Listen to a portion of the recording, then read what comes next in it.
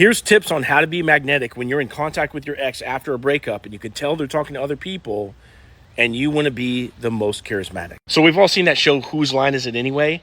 Where these comedians get up on stage and, somebody throws them a curveball and then they have to come up with something funny right there on the spot. And this ability to improvise is rooted in this concept called free association. Now, a lot of people would watch that show, Whose Line Is It Anyway? And they would think to themselves, man, I could never do anything like that. Those people are so talented. How can they do this? But the funny thing is, anybody can train themselves in free association.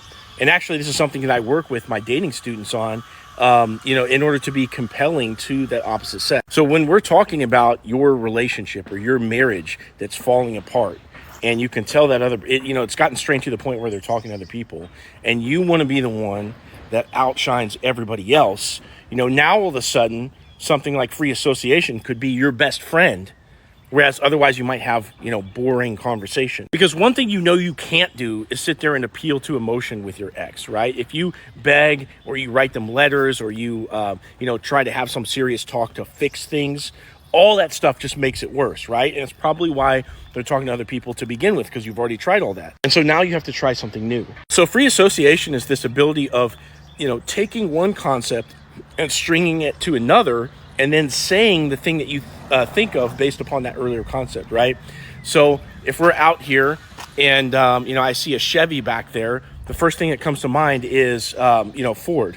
I don't know why. It's just that Chevy Ford competition, right? So then all the jokes about 5-point slow and all the Chevy versus Ford jokes come to mind, right? Likewise, if I see a tree behind me, the first thing that comes to my mind is like climbing up a tree, like a monkey or something like that, right? And then, whatever we're talking about, if the tree comes into view and I make some, reference to a monkey climbing up a tree, that now becomes relevant to the thing that we're talking about. Does that make sense? Now, most people don't have the mental bandwidth to put all this together and kind of say the right thing in the right moment and deliver it right on time.